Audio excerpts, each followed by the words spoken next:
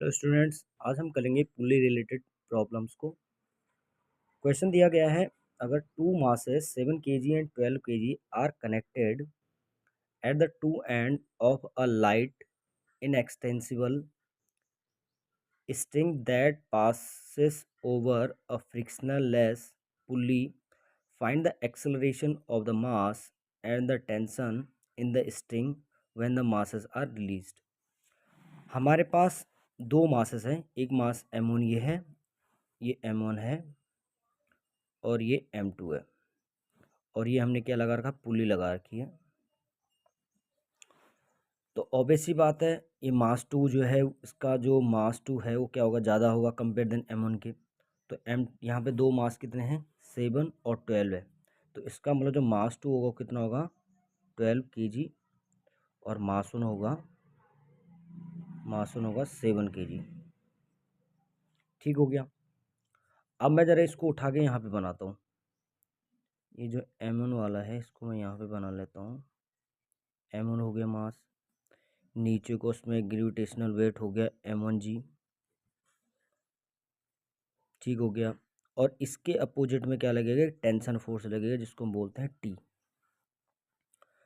अब ये पुल्ली क्या है, यहाँ से यहाँ वेट है, यहाँ ऊपर जा रही है, ऊपर को जा रही है। तो इसका मतलब यहाँ पे जो ऊपर की साइड क्या लगेगा, M1a लगेगा।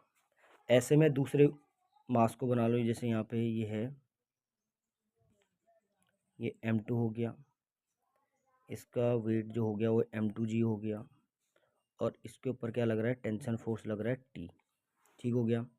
अब ये क्या कर रही है, ये तो ऊपर जा रही है, नीचे आ रही है, तो इसका मतलब M2a किधर लगेगा, M2a नीचे को लगेगा।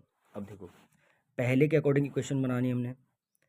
M1a बराबर, M1a की डायरेक्शन ऊपर को है, T की डायरेक्शन ऊपर को है, तो T दोनों की डायरेक्शन सेम है, तो उसका मतलब क्या आएगा, T पहले आ जाएगा, और माइनस M1g क्या है, नीचे को है, तो इसका मतलब क्या हो जाएगा, M1g माइनस का M1 की वैल्यू कितनी है, 7 बराबर T माइनस 7g। तो 7 बराबर T माइनस 7g की वैल्यू कितनी है, मान लो 10 ले लिया हमने, तो ये 10 हो गया। तो 7 बराबर T minus 7t, equation 1।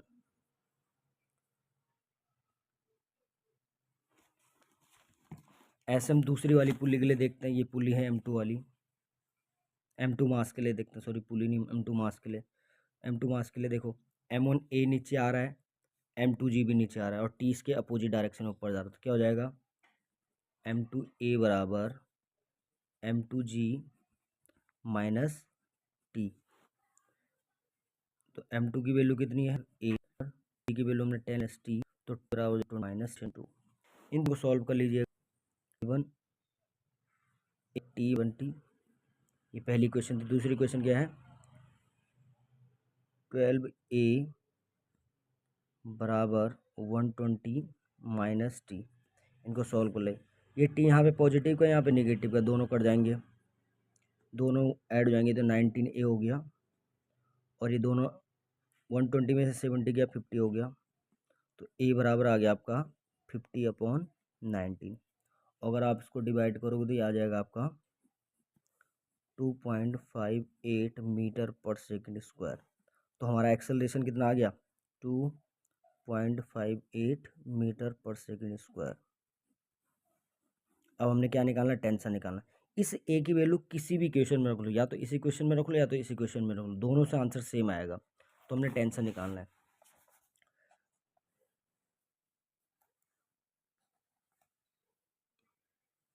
The value of